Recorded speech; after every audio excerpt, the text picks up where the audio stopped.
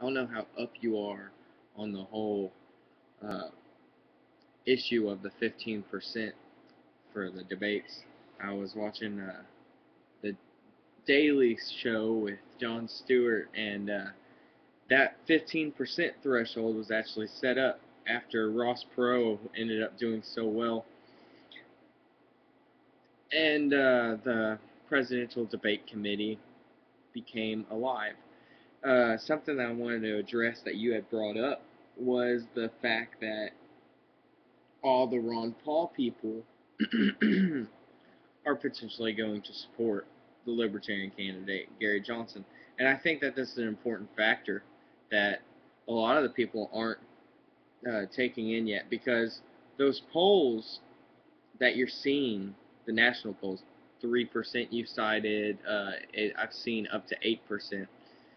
Uh, Most of those polls, whenever they're being asked, one, uh, a lot of the polls aren't even putting Gary Johnson in it, and so whenever you see like averages of how the people are doing, there's usually a couple of zeros thrown in there to make it look worse. So I would focus a lot more on individual pollings, and I mean I'm just curious about where you got the 3%.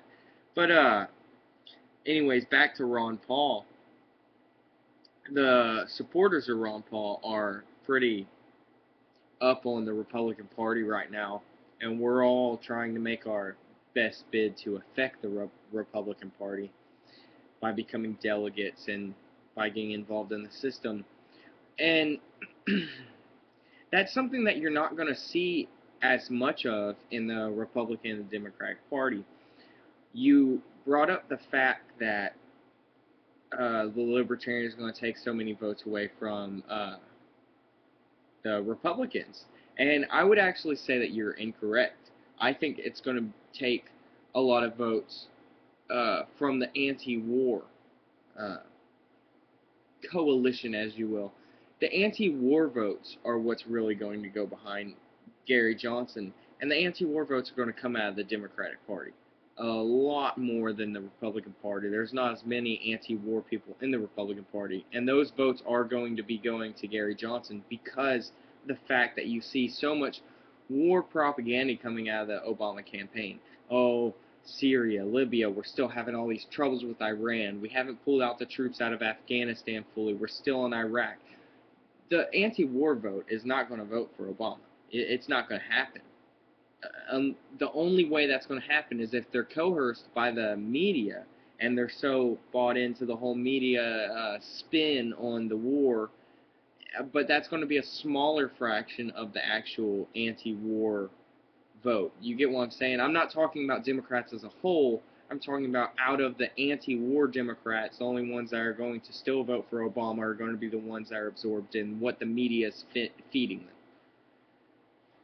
And so with Ron Paul now and his supporters, after the Republican nomination, were saying he doesn't get the nomination, because I don't know if you haven't looked into the Lawyers for Ron Paul campaign that's going on right now that's filing a lawsuit, but that could stir up some trouble at the convention and potentially help get Ron Paul nominated there at the convention, but that's more or less of a long shot.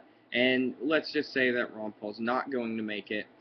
If Ron Paul doesn't make it, that means that all the effort, all the force is going to be going towards the Libertarian Party. And that's a lot of effort, and that's a lot of force, that's a lot of online trafficking, and it's a lot of grassroots stuff that the Republican Party and the Democratic Party cannot do, especially whenever you go to talking about the Electoral College votes. The delegate system, as we saw, was completely taken over by the Ron Paul faction. Okay? This is going to happen again with the Electoral College votes, because us libertarians do not just sit there and watch Fox News or CNN and want to be up on the topics. That's not really where we're concerned about. We're more concerned about the Constitution, the rules, the regulations, the nitty-gritty stuff that a lot of people find boring. And so you're going to see us come in and take over the Electoral College system just as much as we took over the Republican primary. And whenever that happens, it's going to unproportionately be giving Electoral College votes to the Libertarian candidate, Gary Johnson. Plus, if he can get the 15% and get the votes out there, you know, we're going to have a battle for the election. And if Ross Perot was any indicator of what the independent vote can actually do, whenever you fuse the delegate proportionality of the Ron Paul Republicans that did get involved in the system and will now be voting Libertarian, it it gets into a little bit of a trickier thing because the independent vote could get up as high as, I mean, let's just say that Gary Johnson was getting 20-25% in certain states. If that is true, you're going to be seeing him get a lot more electoral college delegates than what he would normally get, because us libertarians know the system a lot better than Republicans and Democrats, and we're going to get those electoral college delegate seats. So